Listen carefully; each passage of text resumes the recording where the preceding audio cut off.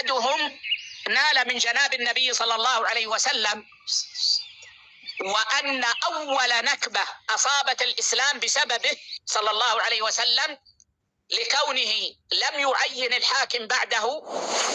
سبحان الله سبحان الله.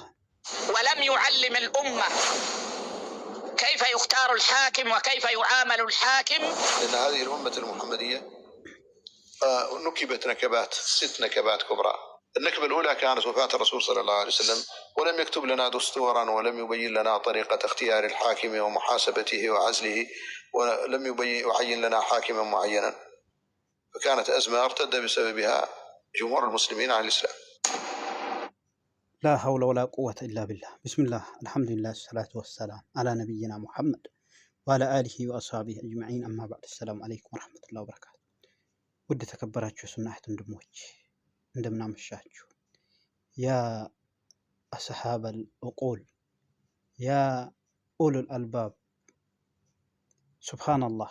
እናንተ ንጹህ ልብ ያላችሁ ንጹህ አቅል ያላችሁ እህት ወንድሞች፣ هل هذا الكلام يستحق النبي صلى الله عليه وسلم؟ ይህን ንግግር ነብዩ ሰለላሁ ዐለይሂ ወሰለም ይገባቸዋል? ሱብሃንአላህ። ምንድነው ያለው ይህ ደዱ የሚባል ሰው? ደዱ ብሎ ማለት የኢኽዋን አልሙስሊሚን መሪ ዩሱፍ አልቀርዳዊ الحالك አመለሁ الله بما يستحق። እሱ ከሞተ በኋላ ኢኽዋኖች የዓለም ዑለሞች ርኢስ ወይም መሪ ብሎ አድርጎ የሾሙት ሰው ነው። بزعمهم እንደሚሞግቱት ምን ብሎ ነው የተናገረው? እህት ወንድሞቼ፣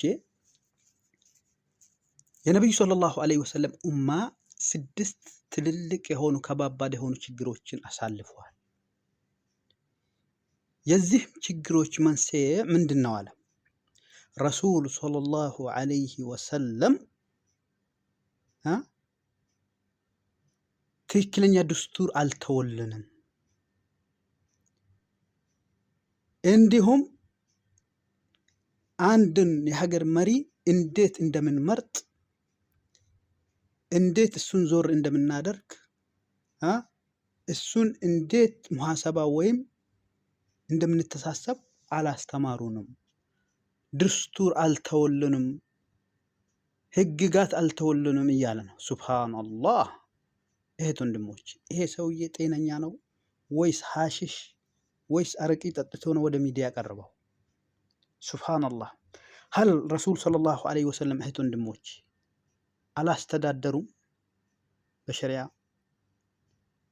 ከረሱል ሰለላሁ ዐለይሂ ወሰለም በኋላ አቡበከር አላስተዳደሩም፣ ዑመር አላስተዳደሩም፣ ሌሎችም ከሊፋዎች አላስተዳደሩም። ቁርአን መመሪያችን፣ ድስቱራችን፣ መተዳደሪያችን አይደለም? የነብዩ ሰለላሁ ዐለይሂ ወሰለም ሱና መተዳደሪያችን አይደለም? ድስቱራችን አይደለም? ይህ ሰውዬ ይህንን ሁላ ክዶ የተውልን ነገር የለም።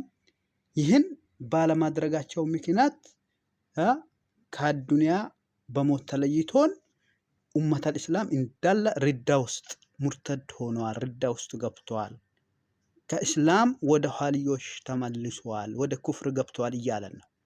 ያ ሱብሃንአላህ።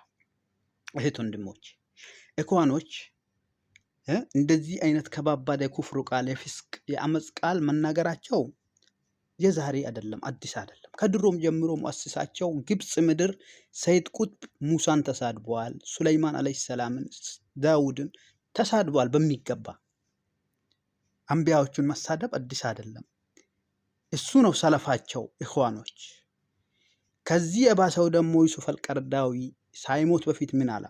ያኔ ይሄ ኔታናውን የእስራኤል መንግስት 99 አምጥቶ በምርጫ ያለፈ ጊዜ ይሄን ሲያሞግስ አላህ ሱብሃነሁ ወተዓላ ለው ነዘለ ሚነ ሰማኢ ለው እትረሸ ማአናት ኔታናው ማፋዘ ቢሃዚህ ንዝባል አላህ አያሸንፍም ነበር የእስራኤልን መንግስት በማለት ተናግሯል። هل يا اخواني اخوتي في العقل ያለው ሰው እነዚህ ሰዎች ይከተላል?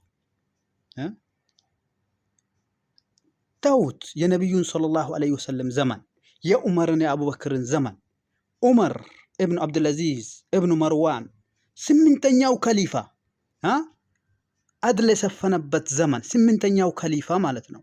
በሱ ዘመን እንኳን በረካ ዘካተል ማልን የሚወስድ ሰው ጠፍቶ ነበር። ነዓም በአቡበከር ስዲቅ ጊዜ ሰዎች ዘካተል ማል አንሰጥም ብለው ሁሉን ነገር እንተገብራለን ግን ዘካተል ማል አንሰጥም አሉ። ዘካተል ማል እንደምታውቁት አንሰጥም ያለ ሰው ሪዳ ውስጥ ይገባል፣ ሙርተድ ሆኑ። አቡበከር በሚገባ ተጋደሏቸው እነዛን ሰዎች። ወላሂ መን ፈረቀ በይነ ሰላቲ ወዘካቲ ወሲያሚ ለኡቃትለነ አሉ። እኔ በዘካና በሰላት እንዲሁም በሶም መካከል የለያየ አንድ አይደለም ያለን ይጋደለዋል አሉ።